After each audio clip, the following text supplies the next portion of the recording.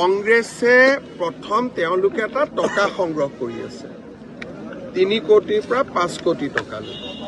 আৰু যাৰ অভিযোগ আপোনালোকে কেইটামান দিনৰ পিছত খোলাখুলিকৈ পাব নেতাসকলে ঘৰত বিয়া পাতিবৰ কাৰণেও টকা সংগ্ৰহ কৰি আছে যে ভাই আপোনালোকক আমি টিকট দিম আপোনালোকে মোক এতিয়া এডভান্স দিয়ক এইটোও চলি আছে কিন্তু কোন কেইটা সমষ্টিত চলি আছে 22ৰ পৰা 23টা আমাৰ মিয়া সমাজৰ দুৰ্ভাগ্য যে তেওঁলোকে কংগ্ৰেছক ভোটো দিব লাগে টকাও দিব লাগে আপোনালোকে বুজি পাব তেওঁলোকৰ দুৰ্ভাগ্য ভোটো দিব আৰু টকাও দিব আৰু এভিকশ্যনৰ সময়ত কংগ্ৰেছ দলে সহায় নকৰে